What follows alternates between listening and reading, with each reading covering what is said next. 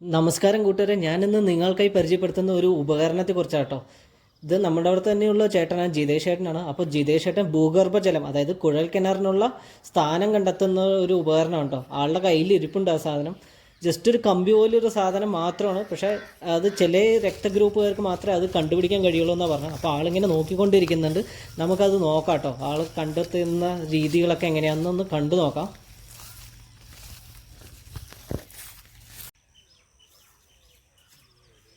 ഇതിനു മുമ്പ് വേറെ കുറേ ഇലക്ട്രോണിക് ഡിവൈസസ് ഒക്കെ കണ്ടുപിടിച്ചിട്ടുണ്ട്. അത് വെച്ചും കണ്ടുപിടിക്കാം കേട്ടോ വെള്ളമൊക്കെ. പക്ഷേ അതിലും ഫെയിലിയർ ആവുന്ന ഘട്ടങ്ങളൊക്കെ ഉണ്ട്.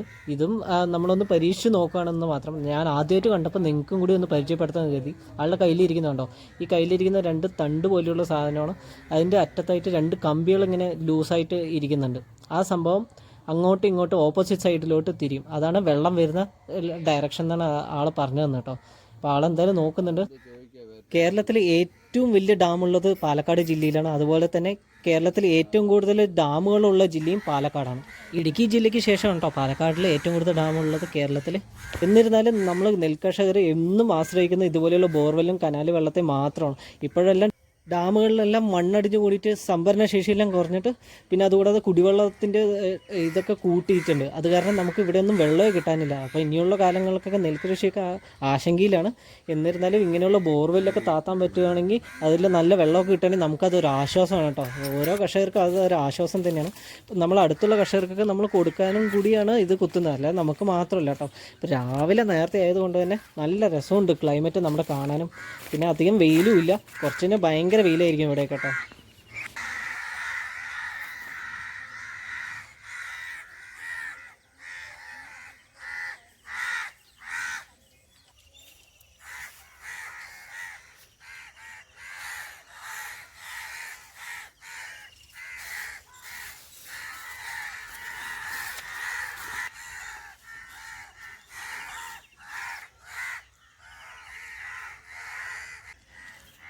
അങ്ങനെ കുറേ നേരത്തെ തപ്പലിനൊടയിൽ നമ്മളൊരു സ്ഥലം കണ്ടെത്തിയിരിക്കണം. ഇവിടെ ഒരു സ്ഥാനം ഉണ്ടെന്ന് പറഞ്ഞു. അപ്പോൾ ജസ്റ്റ് ഒന്ന് കുറ്റി അടിച്ചിട്ട് ആളെ ഒന്നുകൂടി കൺഫേം ചെയ്ത് നോക്കാം കേട്ടോ അവിടെ.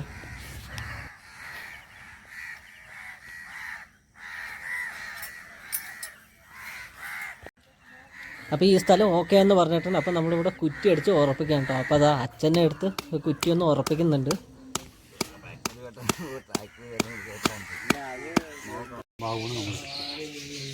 ഇങ്ങനെ ഒരു ലൈന് പോകുന്നുണ്ട്, നമുക്ക് അവിടെ നിന്ന് ഒരു ലൈൻ ഇവിടെ വരുന്നത്, അങ്ങനെ രണ്ടും കൂടി കൂട്ടിച്ച് വരുന്നതാണ് ജംഗ്ഷനായിട്ട് എടുക്കാം. അതാണ് ഇങ്ങനെ നിങ്ങളാക്കുമ്പോൾ ഇങ്ങനെ മുട്ടിയത് അല്ലേ. എന്നിട്ട് നമ്മൾ അവിടെ മോതിരം വെച്ച് നോക്കും. വെള്ളത്തിൻ്റെ പ്രശ്നം അറിയാം നമുക്ക് മോതിരം. വെള്ളത്തിൻ്റെ നമ്മൾ മോതിരം സാധാരണഗതിയിൽ വെള്ളമില്ലാത്തൊരു പ്രദേശത്ത് വയ്ക്കുമ്പോൾ നമ്മൾ സാധാരണ ആ മോതിരത്തിൻ്റെ ഒരു അളവ് തന്നെ ഉണ്ടാവുള്ളൂ. വെയിറ്റ് വെള്ളമുള്ള പ്രദേശത്ത് പോകുമ്പോൾ അതിൻ്റെ വെയിറ്റ് കൂടി കൂടി നല്ല വെയിറ്റ് തിരിയും, വെയിറ്റോട് കൂടി തിരിയാണ്. മറ്റേ ചിലപ്പോൾ വെള്ളം കുറവുള്ള ഏരിയയിൽ തിരിയും, പ്രഷർ ഉണ്ടാവില്ല. അപ്പോൾ നമുക്ക് ആ ഒരാവശ്യം അതാണ് ചോദിച്ച് മനസ്സിലാക്കിയിട്ട് അതിനുള്ളത് അവിടെ കിട്ടുമെന്നാണ് നമ്മൾ നോക്കുന്നത്. അപ്പോൾ ആ വെയിറ്റ് അനുസരിച്ച് നമുക്കൊരു അനുഭവത്തിൻ്റെ അടിസ്ഥാനത്തിൽ നമുക്കത് പറയാൻ പറ്റും. ഇതിപ്പോൾ ആര് പിടിച്ചാലും അറിയാൻ പറ്റുമോ? നമുക്ക് ചിലവർക്ക് കഴിവുണ്ടോ എന്നുള്ളത് അറിയില്ല. എനിക്ക് യാദൃശ്ചികമായിട്ട് 15 കൊല്ലം മുമ്പാണ് ഞാൻ എൻ്റെ വീട്ടിൽ നോക്കിയത്.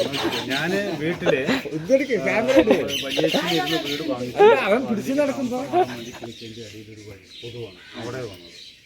പിന്നെ ഒന്ന് ഞാൻ വൈകുന്നേരം നമ്മൾ എന്തോ മനസ്സിൽ തോന്നി അങ്ങനെ എടുത്ത് വീട്ടിൽ തിരിയും തോന്നി. അപ്പോൾ അങ്ങനെ അത് ചെയ്ത് നോക്കിയതാണ്. അത് സക്സസ് ആയപ്പോൾ പിന്നെ ടേബിളാണല്ലോ എല്ലാവരുടെയും. എല്ലാവരും ഇങ്ങനെയാണ് മംഗൾഡാമിലൊക്കെ.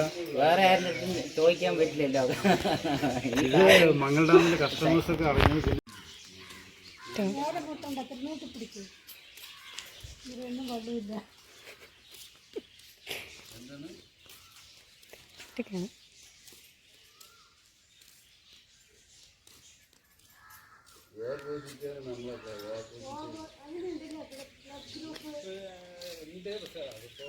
പലർക്കും പല ഗ്രൂപ്പാണ്.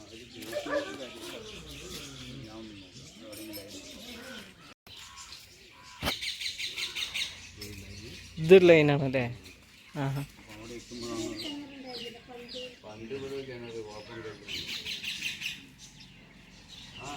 അതന്നെ ഞാൻ അങ്ങനെ കുറച്ച് നാളുകൾക്ക് ശേഷമാണ് ഞാൻ ഈ വീഡിയോ എടുക്കുന്നത് കേട്ടോ. അപ്പോൾ നമ്മൾ ആ സ്ഥാനം കണ്ടെത്തിയ സ്ഥലത്ത് നമ്മൾ കിണർ കുടിക്കാൻ വേണം. ജസ്റ്റ് ചെറിയൊരു പൂജയൊക്കെ ചെയ്തിട്ടാണ് നമ്മൾ സ്റ്റാർട്ട് ചെയ്യുന്നത് കേട്ടോ എല്ലാ കാര്യങ്ങളും.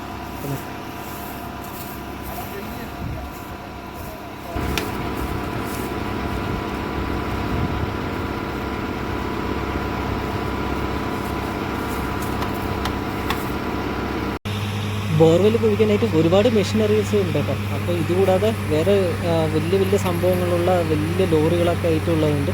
ഈ ട്രാക്ടർ ആകുമ്പോൾ ഈ ചളിയുള്ള കണ്ടങ്ങളിലൊക്കെ ഇറങ്ങിപ്പോകുന്നതുകൊണ്ടാണ് ഈ ട്രാക്ടർ കൊണ്ടുള്ള ബോർവെല്ലിൻ്റെ ഒരു ഗുണം കേട്ടോ.